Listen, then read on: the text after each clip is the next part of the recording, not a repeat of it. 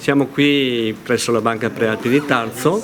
per il secondo incontro per la presentazione di 2 bandi GAL. Il primo l'abbiamo fatto a Solighetto presso la nostra sede, questa sera ci troviamo qua in questa splendida sala per presentare come secondo incontro questi 2 bandi che stanno trovando abbastanza interesse, soprattutto il bando, quello rivolto alle attività extraagricole, perché essendo una grande novità questo premio insediamento per chi vuole iniziare una nuova attività.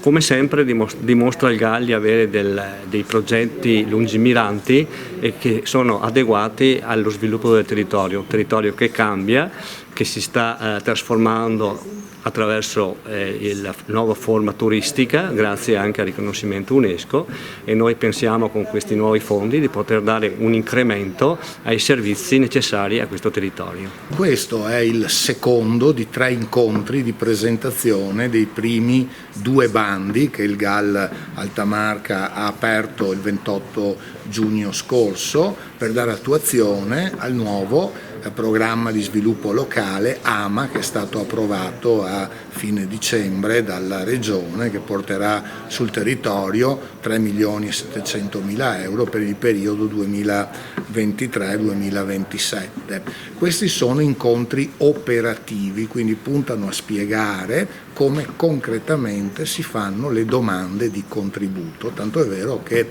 dopo l'illustrazione del bando è previsto anche l'intervento di un funzionario di Avepa che spiega come sulla apposita piattaforma va caricata la relativa domanda di aiuto e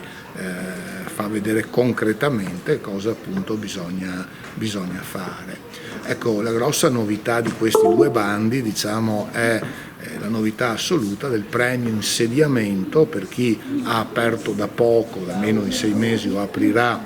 nei successivi 6 mesi un'attività di impresa con attività non turistica, ma attività appunto o di servizio o commerciale o artigianale. L'altro bando invece riguarda gli agriturismi, privilegia in particolare gli investimenti per la lavorazione dei prodotti dell'azienda agricola, perché questo diventa un modo per fare valore aggiunto e reddito all'azienda, trasformare i prodotti e poi venderli direttamente appunto al turista, a chi va negli agriturismi, è un modo appunto che rende più solida e fa redditività all'azienda. Ecco, questo in definitiva i 2 bandi. Ecco, io ricordo che i bandi scadono il 28 di ottobre e che gli uffici del GAL sono a disposizione per dare informazioni e anche in particolare per così supervisionare, in particolare per accedere al premio insediamento va fatto un piccolo business plan, una relazione illustrativa dove bisogna descrivere la propria idea di impresa, i propri clienti, gli investimenti che si avrà a fare. Ecco, magari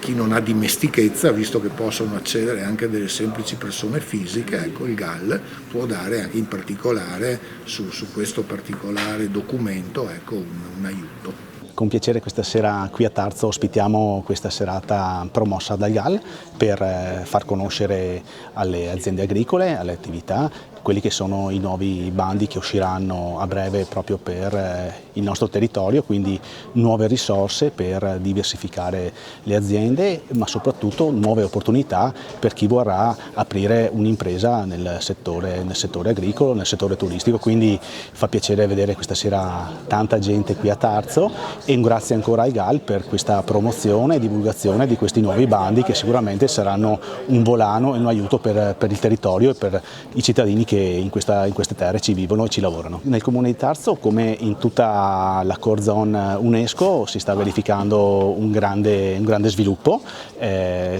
Questo grazie soprattutto al riconoscimento UNESCO che sta portando tanta gente, ma sta anche invogliando tanta gente ad investire sul territorio con nuove attività, e quindi anche Tarzo è fiducioso e contento di quello che sta avvenendo proprio come vivacità nelle attività e nelle professioni. Come Banca Prealpi San Biagio siamo orgogliosi di ospitare questa sera l'evento della presentazione dei bandi del GAL dell'Altamarca Trevigiana. È chiaro che questi bandi sono un aiuto che tramite il GAL l'Unione Europea dà ai nostri territori. In questo caso qua, questa sera verranno presentati dei bandi che puntano molto sui giovani.